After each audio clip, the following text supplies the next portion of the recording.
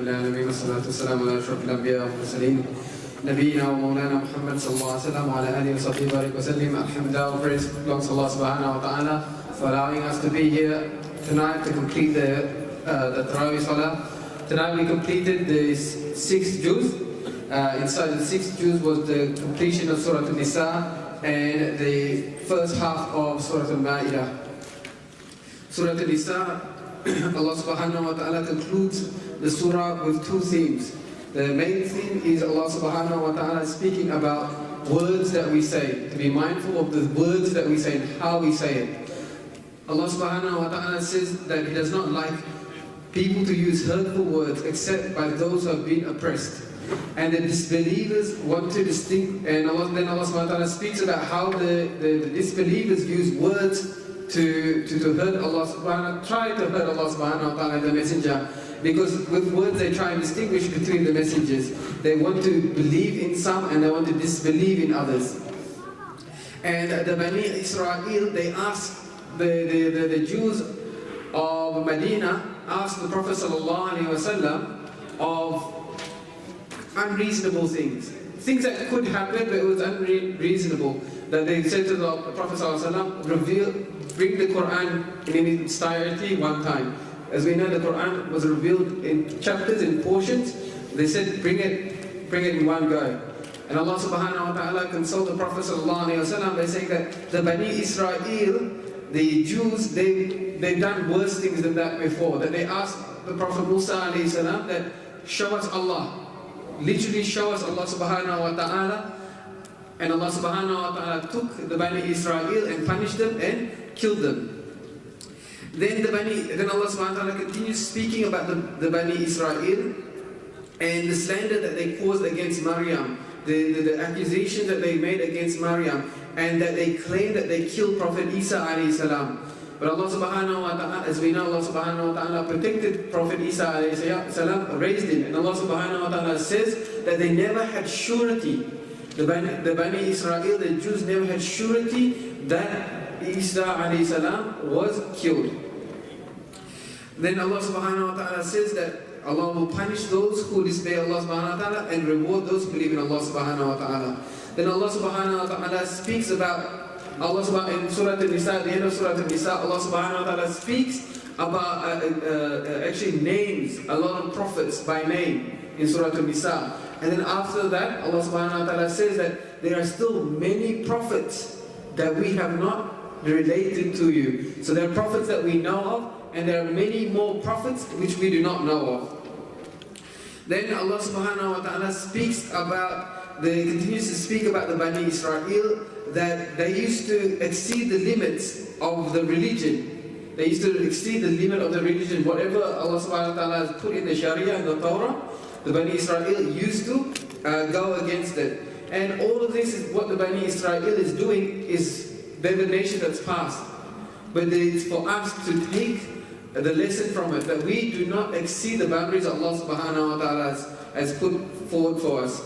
And in the final ayat of Surah An-Nisa, Allah subhanahu wa ta'ala concludes it with a chapter of inheritance in regards to a person who's orphaned, who doesn't have a mother or father, or anyone to pass the wealth on. Allah subhanahu wa ta'ala concludes it with the last part of inheritance.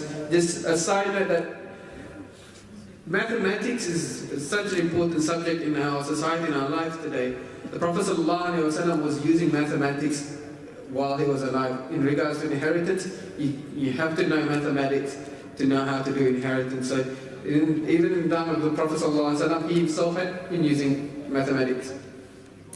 The next surah, Surah Al-Ma'idah. Surah Al-Ma'idah, the word Ma'idah is a table spread. And the ayah that contains the word Ma'idah comes in verse 112, which will be discussed tomorrow night. Before we can look into Surah Al-Ma'idah and what Allah subhanahu wa ta'ala speaks in it, we need to have a bit of a background of the surah. Like Maulana Hakim did yesterday, he gave a bit of a background of the surah so we can truly appreciate it. Surah Al-Ma'idah is actually almost like a continuation of Surah An-Nisa. And it speaks about the dawlah of Islam, the Islamic governance in Medina, especially after the Treaty of Hudaybiyah in 60 Hijri. So quick rundown. What was the Treaty of Hudaybiyah? After the Battle of Badr, Battle of Uhud, and the Battle of Khandaq, the Battle of the Ditch, where the Muslims were surrounded by the Quraysh and the Jews of Arabia, and the Muslims defeated them. They went home, the Quraysh went home humiliated. And the next year, or within a year, the Muslims decided that they would want to go to do Umrah.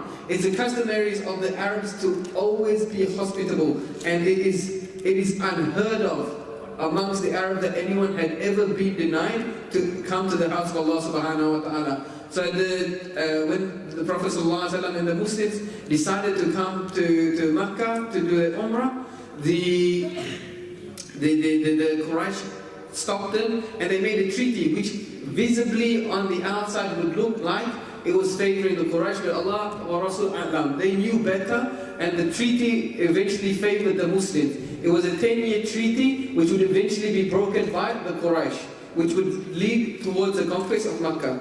But specifically, we're looking at what happened after the Treaty of Hudaybiyah.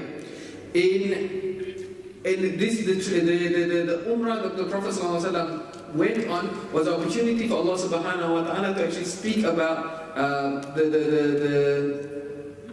the Hajj and the rituals of Hajj.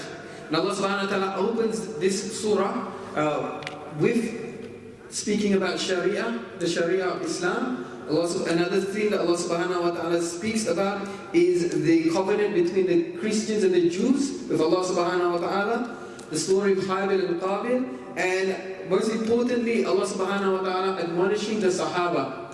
Allah subhanahu wa ta'ala admonishing the Sahaba that yes, now you do have a Dawlat Islamiyya, now you do have a governance, but remember, don't fall into the footsteps of the Christians and the Jews.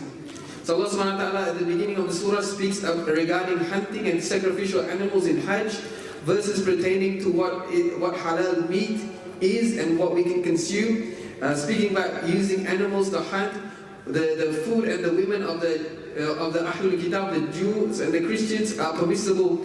Allah subhanahu wa ta'ala speaks in verse number 6, the ayah pertaining to wudu and tayammum. So what do we have to do for wudu? What's the limbs and everything? Allah subhanahu wa ta'ala speaks there.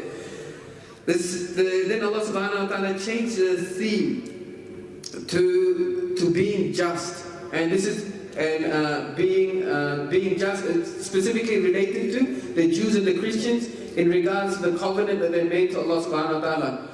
That to be just is the closer to taqwa. If we want to become a person of taqwa, of a person connected to Allah subhanahu wa ta'ala, we must be just. And the road Allah subhanahu wa ta'ala promises. Allah subhanahu wa ta'ala talks about Bani Israel and the covenant they broke, and and how they tried to be treacherous to the Prophet sallallahu alaihi wasallam. So they broke the covenant of Allah subhanahu wa ta'ala, and when they entered into Medina, they also made a covenant of the Prophet sallallahu alaihi wasallam, as mentioned last night. And they also broke that covenant with the Prophet sallallahu alaihi wasallam. Then Allah speaks about the Christians breaking their covenant for Allah subhanahu wa ta'ala. So Allah put hate into their hearts until the day of resurrection. Because of the fact that they believe Isa alayhi salam is the son of God. There's hate inside their hearts, that Allah subhanahu wa ta'ala on the day of Qiyamah will make it clear to them, and they will understand that they were wrong. Then Allah subhanahu wa ta'ala says that the prophets came, specifically Prophet Isa alayhi salam came to clarify what they were doing to the Jews. And Prophet sallallahu alaihi wasallam came to clarify what was happening. And Allah subhanahu wa ta'ala went into length in this portion of the Quran discussing the Jews and the Christians, and specifically to the Jews, the Bani Israel, what bounties they had in regards to so many kings being from the Bani Israel. They had King Sulaiman, King Dawood. They also had hundreds and thousands of Anbiya amongst the Bani Israel. And this is a bounty that they had that no other nation had. And even with all that bounties, they transgressed. For all that bounties, they transgressed.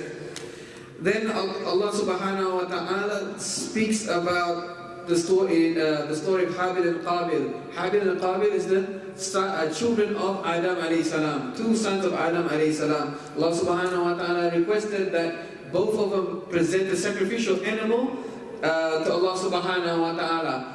One Habil presented a good animal to be sacrificed to Allah subhanahu wa ta'ala, and it was accepted.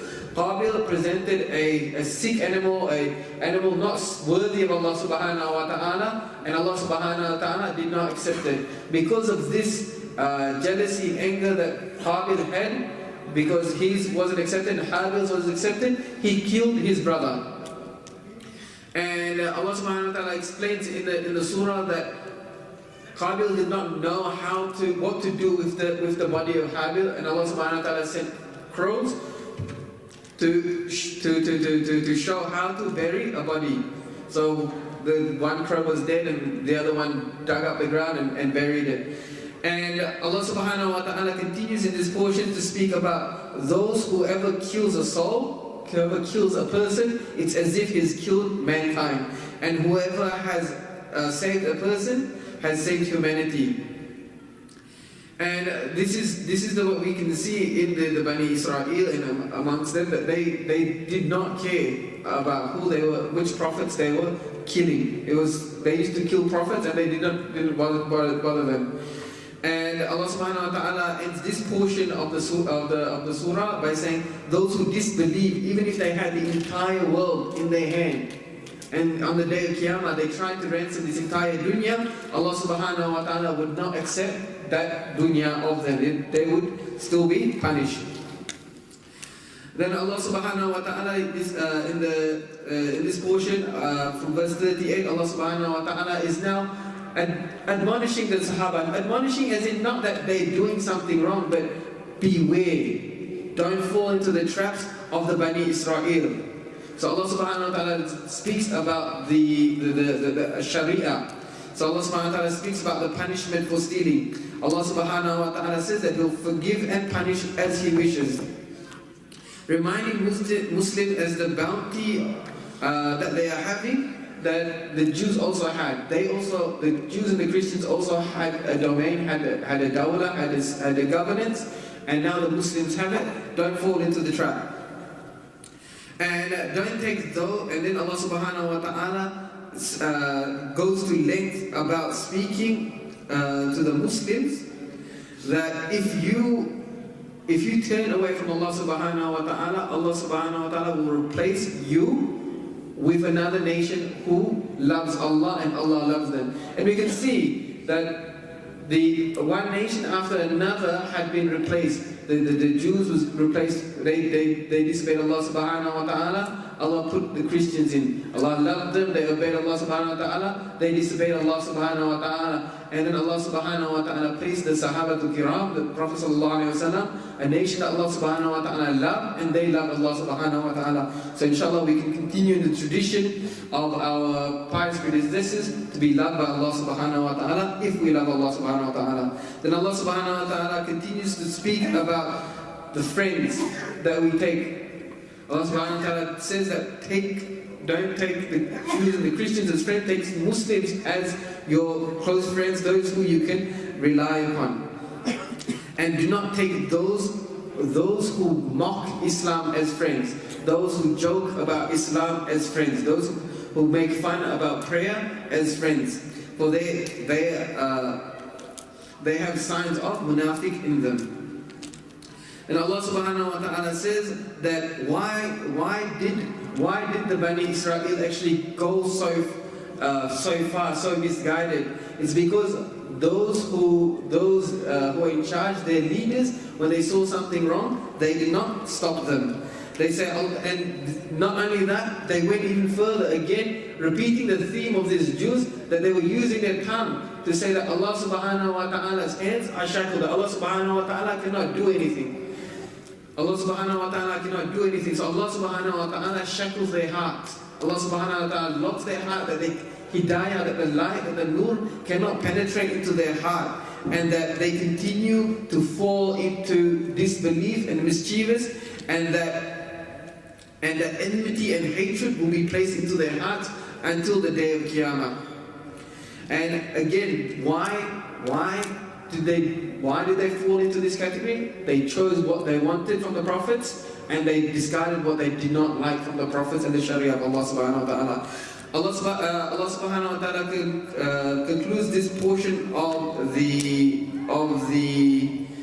Jews by speaking about Christians and the Trinity, that they don't say that Allah subhanahu wa ta'ala is a third of three, that Allah subhanahu wa ta'ala is the only one. And Allah subhanahu wa ta'ala allows us to think in this portion of the Quran. Allah subhanahu wa ta'ala says that Isa, who you claim to be the son of God, and Maryam both ate. So why did Allah subhanahu wa ta'ala say that Isa and Maryam both ate? It's something for us to contemplate, that they are in a need for sustenance. But not only that, that sustenance, if we eat, we know where that food's going to end up. And is that quality of where the food, of us releasing that food, is that a quality that we want to attribute to a creator? It's us to contemplate logic. Would we want to attribute these qualities to our Lord? And with that, Allah subhanahu wa ta'ala will curse the Bani Israel as they were cursed by Dawood and Isa alayhi salam. And why again Allah subhanahu wa ta'ala repeats this portion is because one person did not forbid the other person from doing evil. وآخر دعوانا الحمد لله رب العالمين. السلام عليكم ورحمة الله تعالى وبركاته.